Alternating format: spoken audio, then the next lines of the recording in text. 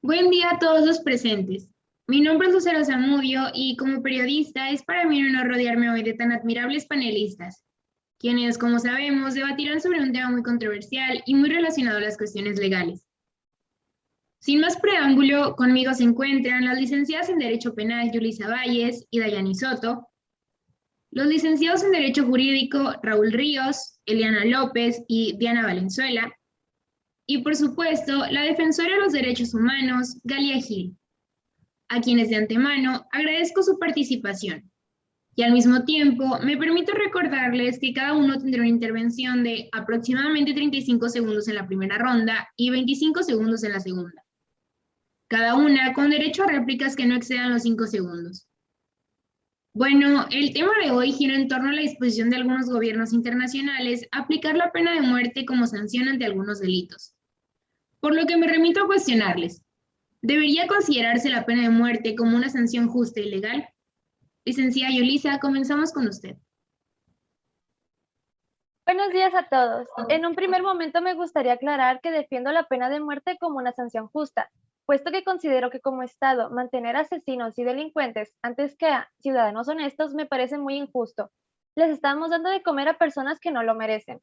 Los partidarios de la pena de muerte sostienen que la pena de muerte es, en términos económicos, más rentable. Ellos viven de los impuestos que somos obligados a pagar.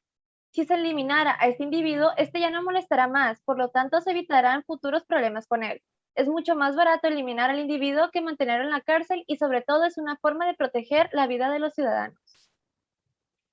Gracias, licenciada Valles. Señorita Galia tiene el uso de la voz. Buenos días. Personalmente difiero con la licenciada Valles, principalmente porque la vida es el derecho humano más importante y más allá de cualquier acto humano, nadie debe tener el derecho de arrebatarla, puesto que la pena de muerte se impone y se lleva a cabo arbitrariamente. El intento de los estados de escoger los delitos más abyectos y a los peores delincuentes de entre los miles de asesinatos perpetrados cada año es fuente irremediable de fallos inevitables. Mientras la justicia humana siga sin ser infalible, nunca podrá eliminarse el riesgo de ejecutar a una persona inocente. Licenciada Soto, por favor. Primero que nada, me gustaría mencionar que considero que la vida humana tiene un precio, no económico, sino significativo. A lo que me refiero es que la cárcel no compensa el daño recibido de la víctima. Esta no es suficiente compensación ni para la familia ni el agredido. Así que lo más justo es, dependiendo del delito, una vida por otra, porque es la sanción equivalente. Es más fácil entender esto a partir de análisis psicológicos a las víctimas y a sus familiares. El daño causado es evidente y sabemos que la reformación no existe. Entonces, apoyando a la licenciada Valles, ¿para qué alargar la vida de delincuentes que sabemos que no cambiarán y que el riesgo de seguir dañando personas es evidente y latente debido a las deficiencias que presentan muchos sistemas penales alrededor del mundo?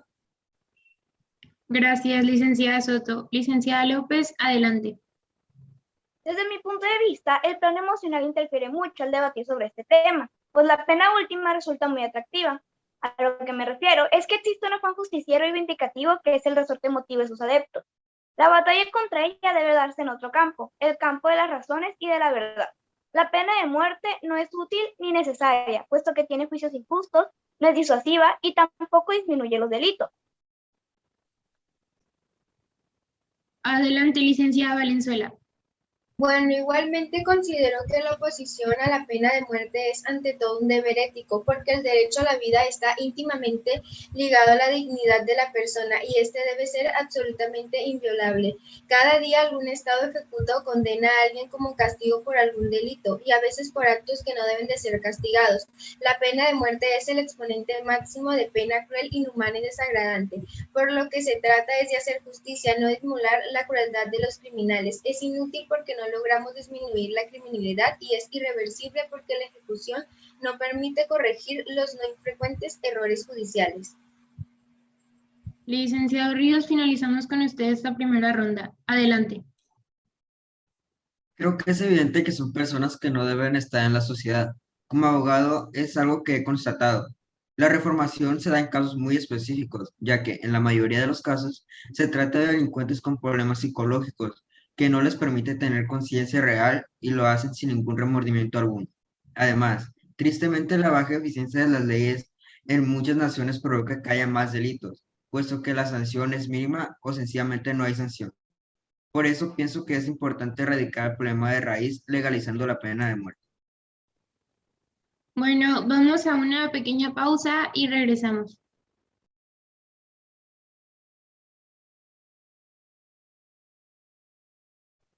A continuación damos inicio a la segunda ronda. Los panelistas pueden continuar con su participación. Adelante, licenciada López. Considero que no resulta disuasiva la pena de muerte. Quien comete este tipo de crímenes lo hace en completa enajenación. Que no prevenga el crimen puede ser la principal razón por la cual la pena de muerte es incorrecta. Las encuestas respaldan esta opinión. Por ejemplo, el sur de Estados Unidos tiene la tasa de asesinatos más alta del país y supervisa el 81% de las ejecuciones de la nación. En Estados Unidos y la pena de muerte, la tasa es mucho más baja. Señorita Galia, ¿puede argumentar?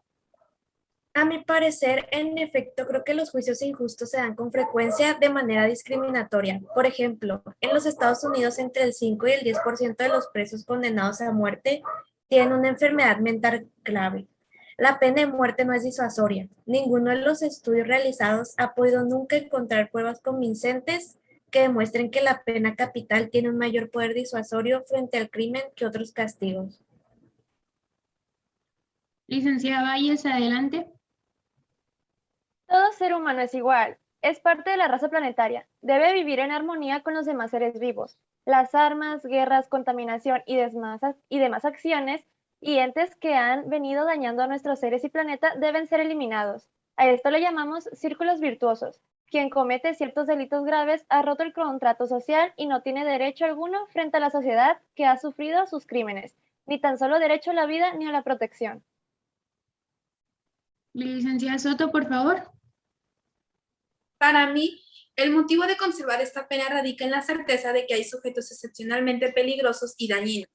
Sergei Katz fue un ex policía y experto forense, el cual también era conocido como el maníaco de Polobotsky. Fue responsable de una treintena de asesinatos de niños y adolescentes en los últimos 25 años, dejando a muchas familias devastadas por la muerte de estos inocentes.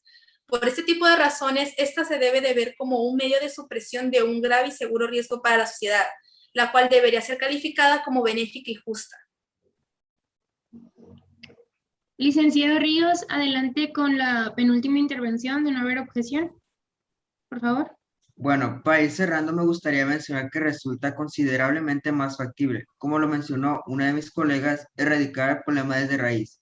Y es que, a ver, como en sociedad no le estamos quitando ningún derecho al delincuente, el derecho lo piden solos. Las leyes son claras, desafortunadamente las oportunidades de ese tipo solo sirven para arrepentirnos. En un mundo como el que vivimos, especialmente en nuestro México, tristemente no existe la reformación, no nos queda opción. Adelante, Galia, tiene 5 segundos. Solo insistir en que hay otras vías para disminuir la violencia y los actos delictivos en nuestro país. Podemos invertir en educación y hacer de la reformación una opción. Licenciada Valles, 5 segundos. Idealmente la educación podría ser una solución, pero tristemente la realidad nos arroja otros datos que sencillamente no podemos negar. Si nadie más desea utilizar sus últimos 5 segundos, licenciada Valenzuela, terminamos con usted. Finalmente, me gustaría reiterar que se están abordando casos muy específicos, cuando el tema debería ser escéptico.